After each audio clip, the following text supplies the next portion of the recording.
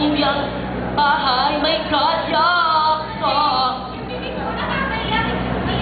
Bakit ba? Eh, totoo naman, like, di ba? Look, mga iboran, nakakaya.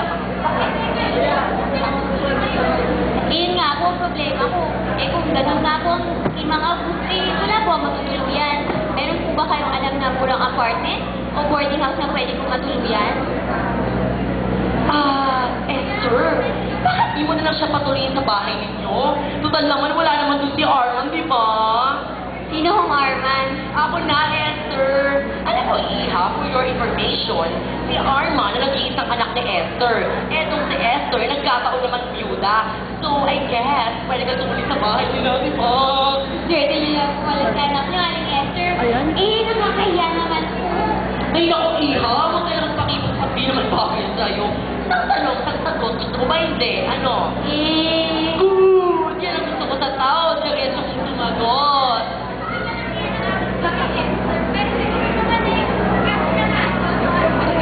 Ay, sige po. Okay? Ay, teka. Eh, magkano lang po bayad para sa kwarto? Ano natin ang pag-usapan, Iha? Ay, buti na lang po. Sa inyo ako nakapagtanong. O, Aling Madel, mauna na po muna kami, ha? Okay, sige. Kahit tagalan nyo pa.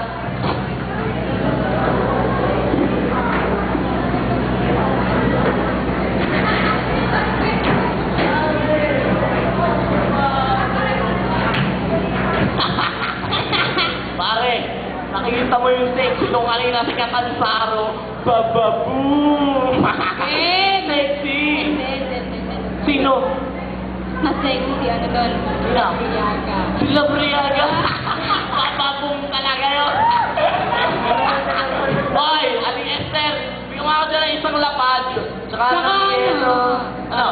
Saka, dito ka naman sa amin. Oo, tumibol ka lang. Wala kang kwenta-kwenta dyan. Kamusta ka?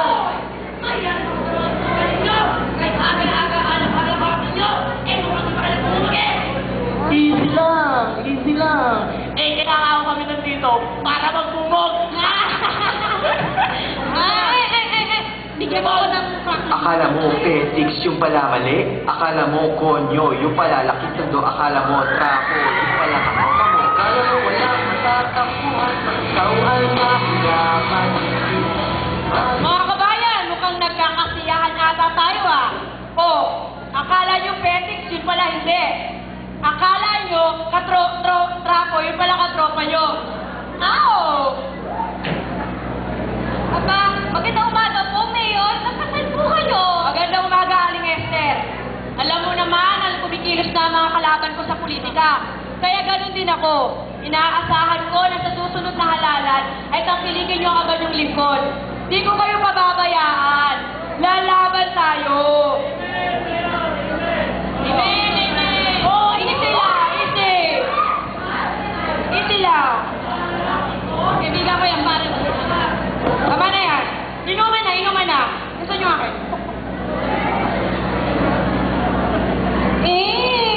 Ang hirap naman ng assignment ko.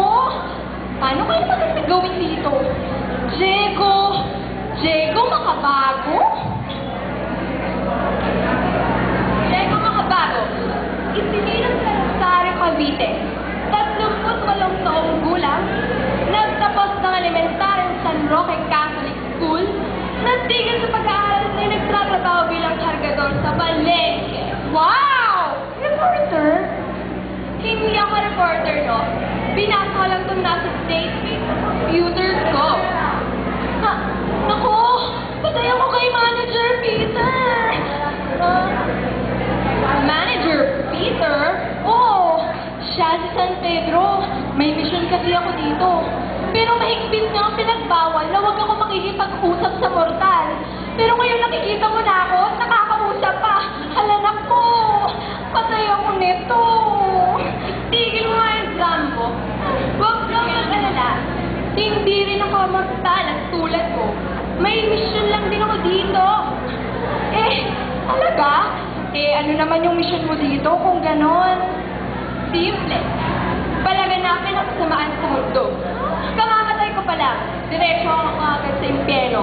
Kaso, hindi ako tinanggap. Wala kasi mag-fashion uniform sa akin eh. Uniform? Oo. Yung hindi pa ako sigarap ang kasamaan ko. Isa pa, itinaas na nila yung standards nila sa impyerno. Kaya ito, nandito ako para gampanan ang mission ko. Teka, ikaw, ba't ka nga pala nandito? Alam mo, baliktad tayo. Gusto ko namang umasta ng langit, kaya I need to accomplish my assignment. Pilma akong tawagin, Peter's Initiative to Reform Mankind for Long.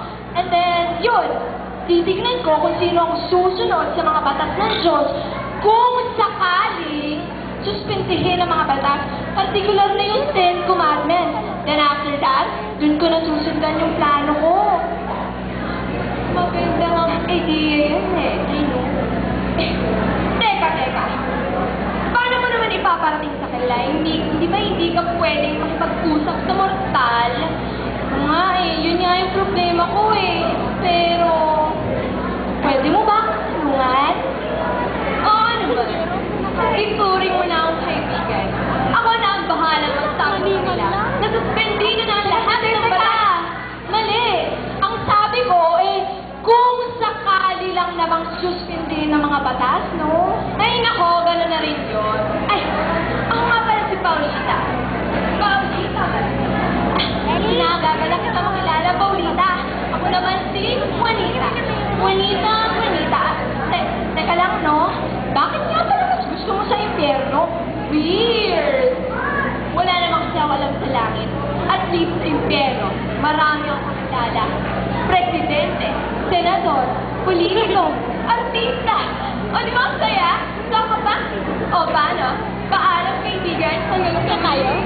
Paalam? Kung sa bagay, may puso nga naman itong si Paulita, no? Tapos papasok si Alvin Chibagin. Naku! Ang dami na gamang kalat, nakakainis, mga latenggo sa kanto. Oh my God!